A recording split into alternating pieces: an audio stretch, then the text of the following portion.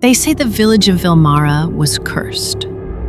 Not with howls in the woods or ghosts in the attic. No, Velmara's curse had a face. Elaerah, the girl who never blinked. I was 12 when I first saw her, standing by the abandoned well at dusk, dressed rustling like whispers, her gaze locked on me.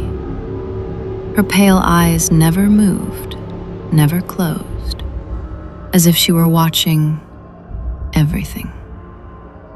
Grandmother Namira warned me, if she watches you, don't look back. Eyes lie, but hers reveal. I didn't understand then, but I do now. It began with a strange letter, delivered without a stamp. Only my name, Caelum Vyre. Inside a single line, find the truth behind her gaze. The handwriting matched mine, but I never wrote it. I returned to Velmara years later as a folklore researcher. The village had decayed into silence. Half the homes were swallowed by vines. The well, sealed with iron chains. But her presence remained, like fog in your lungs. Locals said she was just a tale, a story told to keep kids from wandering at night. But I found drawings, old ones, portraits etched into tree bark, in basements, under floorboards, all showing the same thing, a pale girl with lidless eyes, and always beside her, a mirror, cracked, always cracked.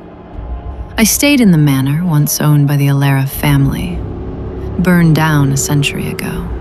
Only the cellar survived.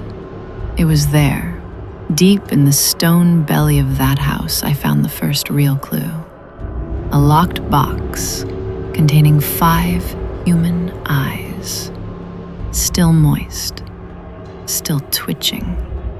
One socket is empty. My stomach turned. But what truly unnerved me?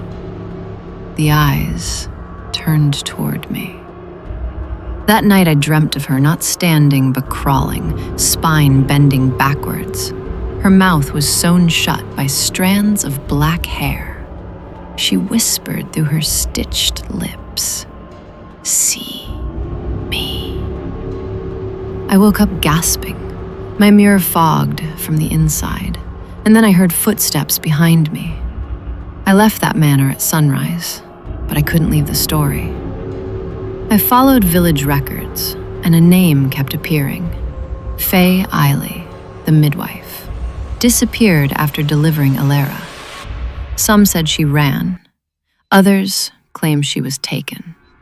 I found her journals hidden beneath the roots of a gnarled willow. The pages were soaked in wax, but readable. The truth spilled out like blood. Elaerah was born without eyes, but on her 7th day, she opened her lids, and they were not empty. They held stars, moving, burning stars. I watched the doctor go blind, staring at her. The fire spread. Her parents burned from within like candles. She saw too much, more than the world allows. So I stitched her to silence, bound her soul to mirrors. That was the only way. Or so I thought. My hands trembled. If Faye was right, Elaerah wasn't cursed. She was the curse. I destroyed every mirror in the house, but it didn't help. They appeared on puddles, on windows, in my own eyes. And she began to whisper again, only now she could move. Then came the twist. I found a second letter, same handwriting, but this one read, "You are Elaerah." At first I laughed, then I stopped, because the name Caelum Vyre was not on my birth certificate. I had no birth records.